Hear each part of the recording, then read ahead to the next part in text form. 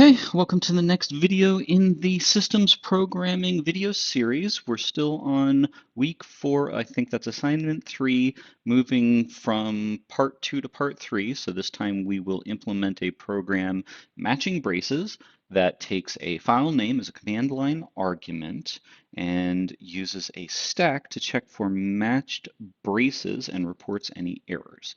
So compilation looks standard. Calling it, because this is supposed to have a command line argument, causes nothing to happen, basically. Calling it with a text file, in this case a prog.c file, but that's still a text file, will work, but you can see prog.c is not something that was distributed in the code that was distributed with the assignment. Prog1 and prog2.c, those do exist. So let's get back over to here and say, okay, so what if you instead passed it prog1.c? And then it would find matching braces, according to the stack. And I guess this is like a line number. I think this line number is indexed starting at 1, possibly oddly, whereas the column index is indexed at 0. But in any case, it gives you a pair telling you the location of the first, like the open curly brace, and then the location of the closed curly brace, the one that closes the open. And so it gives you another and another. And then if it finds something that is unmatched, and I think, right, like, so what you should imagine causing that is like an initial close curly brace, right? So if you had no opens and a close, that's unmatched just immediately. Whereas at the very end, what you could also have is some open curly braces that never got closed. So there are two ways to find unmatched braces, right? So this would be like where your stack is empty and you encounter a closed curly brace. This would be like when you're done with the whole program and there are still open curly braces on the stack. Implement the functions push, pop, clear. Implementing print is recommended. You can use command line arguments to input the file. Print the usage if the user inputs an incorrect number of command line arguments. Oh, okay. So I guess that's like a standard way of reporting, I don't know, like what you did. And so since the number of command line arguments was 0, and it's supposed to be 1, then you print out all, like, everything that is in argv. And argv contains the name of the program that was executed along with all the command line arguments, which again is 0 in this example. Okay, anyway. Print an error if your program cannot open the file. Use fgetc to read the file one line at a time. Update the line counter when you encounter a line break, and update the column counter at every step. Check for matched braces. Push the open curly, pop when you encounter a closed curly. If the symbols pushed and popped do not match, there is an error. The output of your program should match the line and column numbers that Vim reports when you, okay, so maybe that's why, like, the indexing is what it is, but okay, sure. When you use percent to check for matched curly braces. Okay, cool. Okay, so I think we're ready to jump into the program. So this is the file. I believe this was distributed all with the assignment, and the header to push was distributed with everything, but and you can see what I implemented here. We're going to comment that out, and here's pop. Now I want to maybe just like return. Can I just say return null or null? And that'll just to satisfy the compiler. So while I'm working on the first function, I can just return null for that, and I can simply return nothing at all to satisfy the compiler with the void return value, and then print and main. So I'll just scan through it so you can see the implementation I already have, and now I will comment it out and let it return 0 though. Okay, so what are we doing here? I guess we're implementing a stack data structure, so that, and keep in mind, like, if you're not familiar with this, a stack is supposed to be first in, first out. So every time you push to the stack, it always goes to the head of the stack and points to the old head of the stack. So anyway, so that's a stack data structure, and we're going to use that, right? Any given node is all, right? This sim is always going to just hold the open curly brace. That's because that's all we push to the stack whenever we encounter a matching curly brace that causes a pop, but all that we ever need in the stack itself is the open curly braces and their information about line num, call num, and next pointer in the stack. Okay, so if I'm going to push, well, I mean, I know the sim is going to be a curly, an open curly, but we might as well just do this more abstractly and say, okay, so no matter what I push, I am always going to construct a new node struct and a pointer to a node struct. So let's say that struct node new equals malloc size of struct node. Then I want to fill it, and so new sim is sim, new line is line, new, oh, right, because it has different names. So line num, call num, so that should be line num, new call num equals call, and new next, I think, yeah, is the old top that was passed in as well. And then we return the new pointer. And I think that's it. So that's a very straightforward thing. I hope I did that as straightforward. Yeah, I did. Okay, so that's very straightforward. Right, stacks are super easy to implement their push functionality. So, okay. I think I'm good to go there. All right, let's come over to pop. Now to pop, you always delete the head. So what, and exactly what, like, do we return? What do we return? So pop from the top of the stack and freeze the, right, so remove the top and free it, returns the new top, which I think makes sense, but okay. So I want to, I guess, oh, right, I want to store in a temp variable so that, like, right, if I free it first. Oh, yeah, actually, I should be doing lots of checking whether mallocs were successful. So actually here, I should say if not new, then print. I hope I did this in the previous, right? Like, if I didn't do this in the previous ones, I should go back and make sure I did, but I'm not going to do that. Print malloc fail and exit 1. And that's all I've done so far. So, okay, so here I want to check. And by the way, I guess, notice that whether this was null or not doesn't matter for pointing it to the next.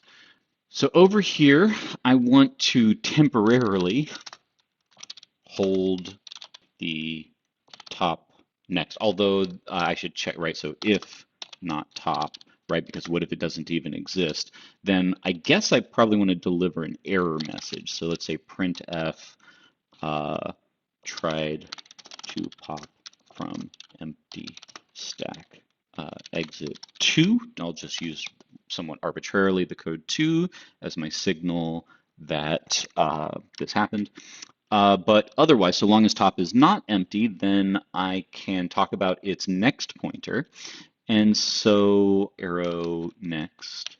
And whether that's null or not, I'm still going to return it at the end of this. But before I do, the whole point is to free top, right? And return. I think that's it. Yeah, I think that makes sense. Okay, so that's my whole pop function.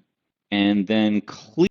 Now, what do I want to do to clear an entire stack? I guess I just want to call pop over and over again. So maybe I'll say uh, while not top, let's just say pop top, right? That actually should be everything. So pop top.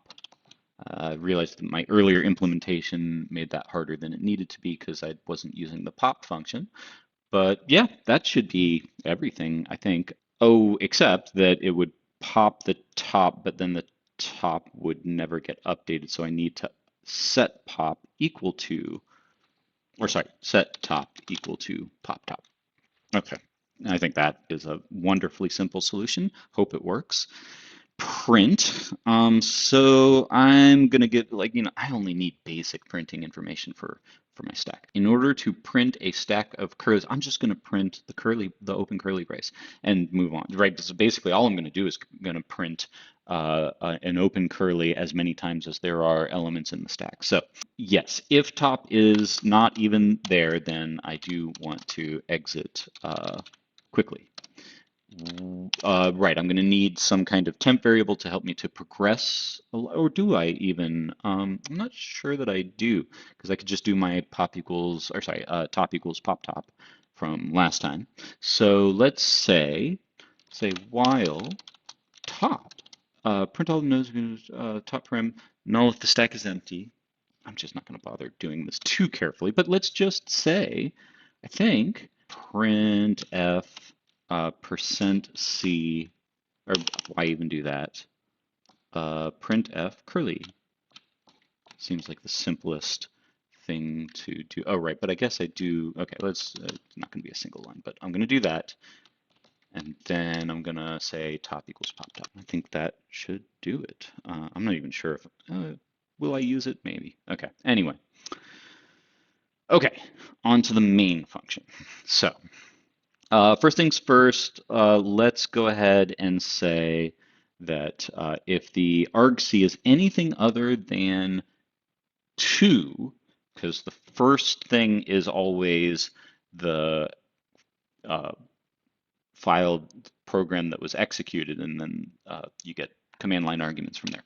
So let's say if argc is not 2, then 4 int I equal to 0, I plus plus I, or when I less than argc, I plus plus, and then I just want to print whatever is in argv. So I think that would be like printf quote s %s argv at I. So just and I think it also wanted me to preface this with printf usage, and then do that. Okay, so I think that's good enough. Okay, so that's what it does if the inputs are wrong. But if the inputs are precisely 2, then I know what file I want to write, and I need to like read in a file. So like I need to now start thinking about reading in this prog1 or any file. So anyway, okay, so I'm gonna get a file fptr, and that's gonna fopen file name, which should come from argv bracket 1, right? Yeah, argv bracket 1. We're in read-only mode. Let's check that that was successful. So if not fptr, then printf file open error and exit 3, maybe, arbitrary number. So so what I'm saying here is that if you try to pop from an empty stack, that's an exit 1.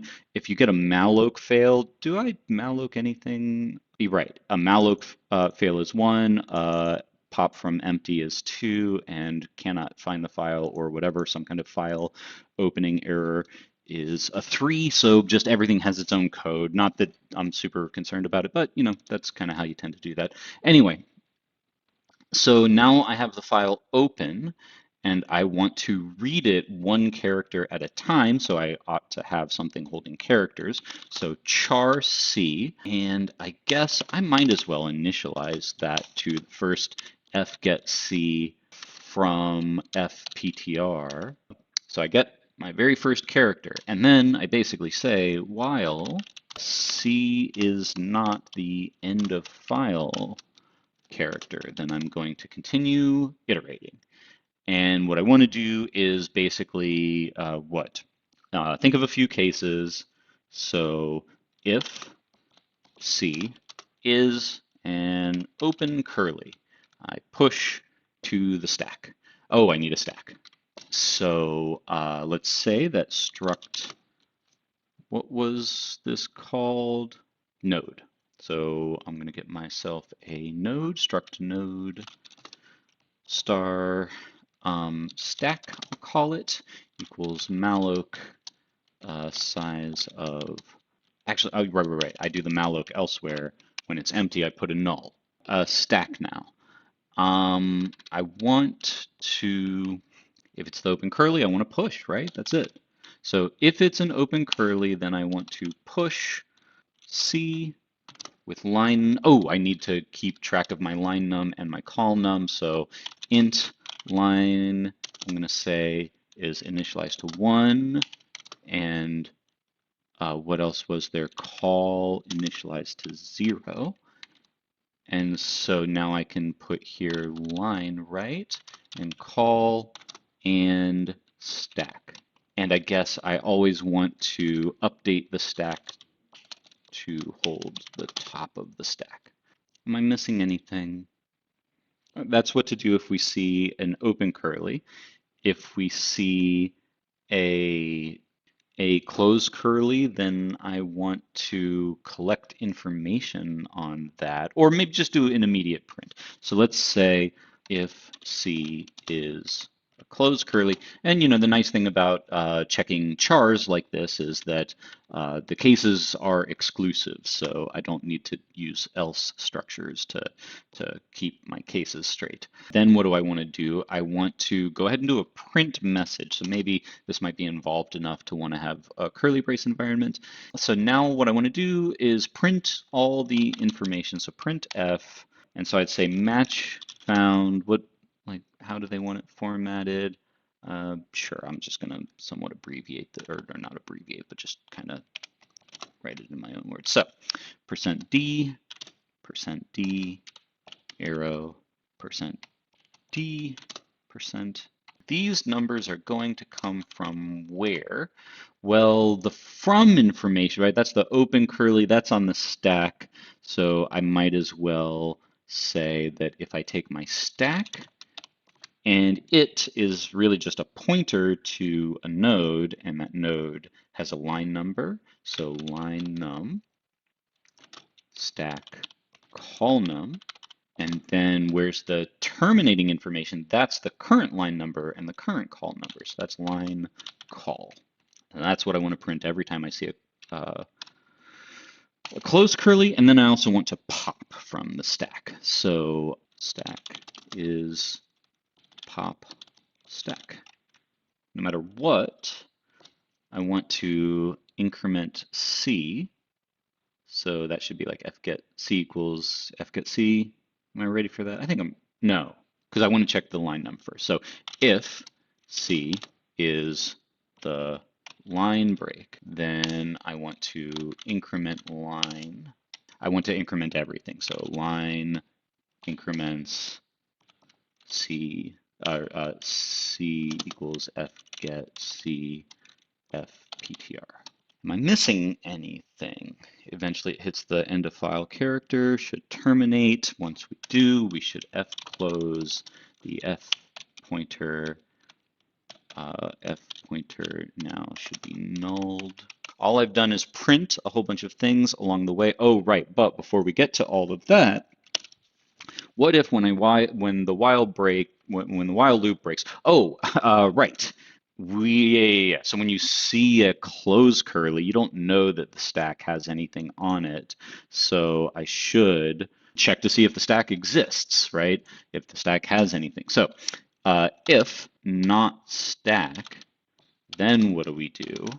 That would be like this message that the professor wants unmatched brace on this kind of a thing. So let's come back up here, say printf.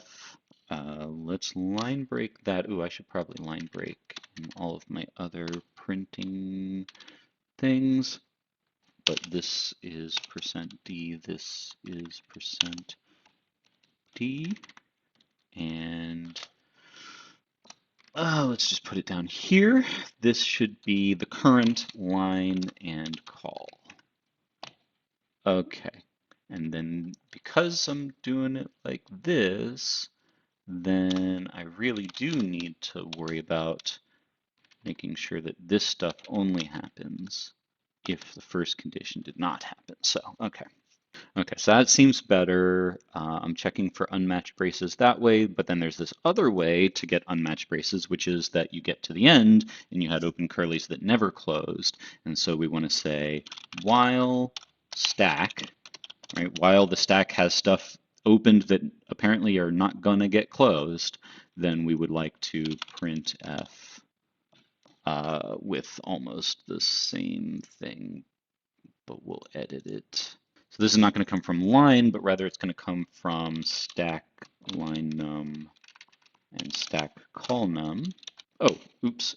So line num call num just like that. And it's not going to get printed exactly like that. It's going to be, okay, oops, this should be unmatched braces. I should have copied from the other thing. Oops.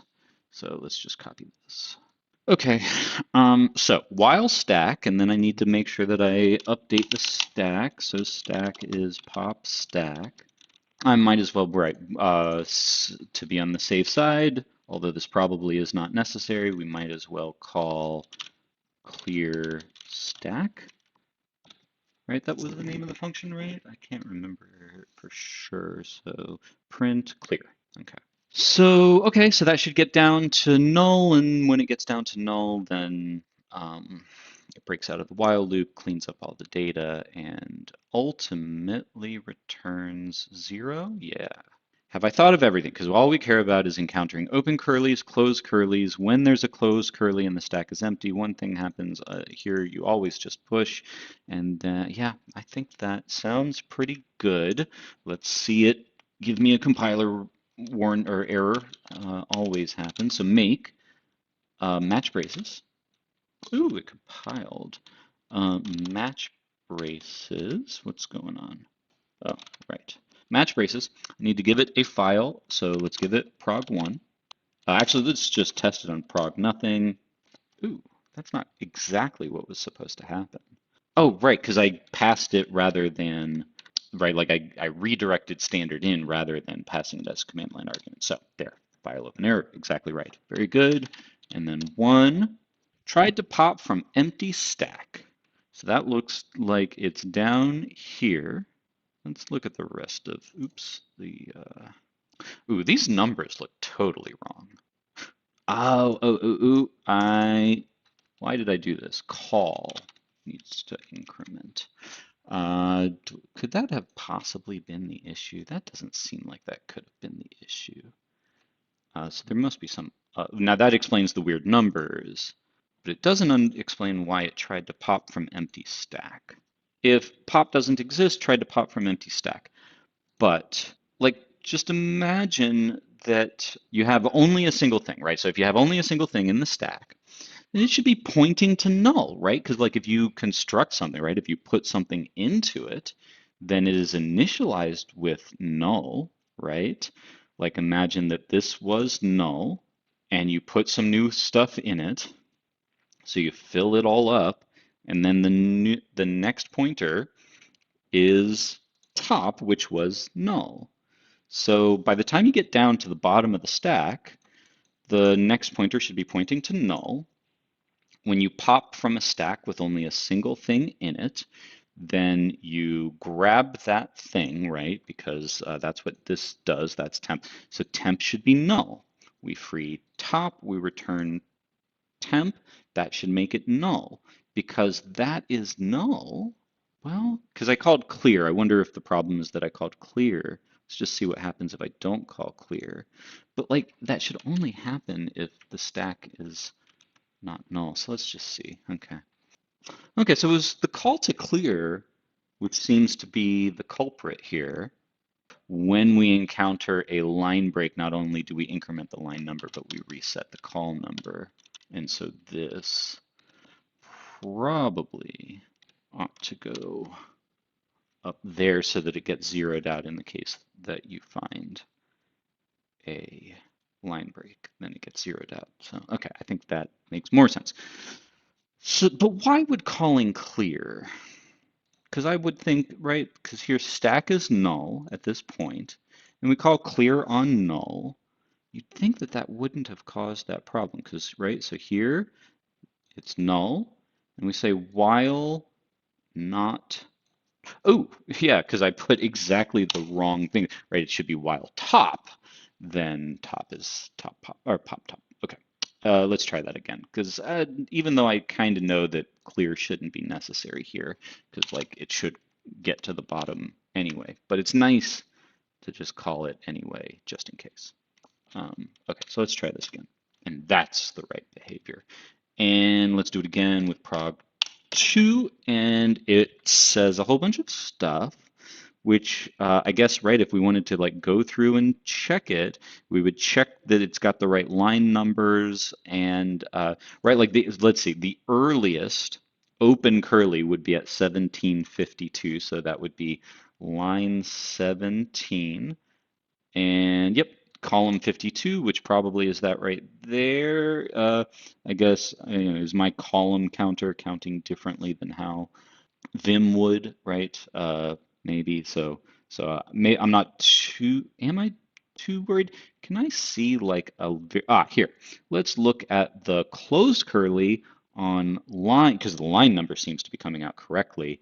So the closed curly on line 31 is at column index 0. So that seems like that's getting the right thing. Are there any other, like maybe this is an issue about tabs versus spaces or who knows what, I don't know. So I'm not too worried about whether actually, you know what? I guess what I could do is I could look at the printout of prog1 and make sure that it matches exactly what the professor kind of said that it should look like. So let's put that, everything's so big it doesn't like align nicely. But okay, so let's, where was I? So prog1, 2131. Oh, I'm one off. 2132. Column one. Okay, so okay, I guess the columns are also offset by one, so I should have initialized both the column and the line number to one. All right, that makes sense, I think. Okay. So I think with that, I'm going to go ahead and get the intended. Do I get the right things? 2132. Oh, because of the reset. That's what it is. Right, because when I did the reset, I also reset it to 0 when it should be reset to 1. Okay, there we go. Right, there it is. There it is. 2132, 23.5, and 25.30, and so on. Okay, yep, looks right. All right, I call that good. And I freed, right, I closed the file, I freed the data. So yeah, I think we're good.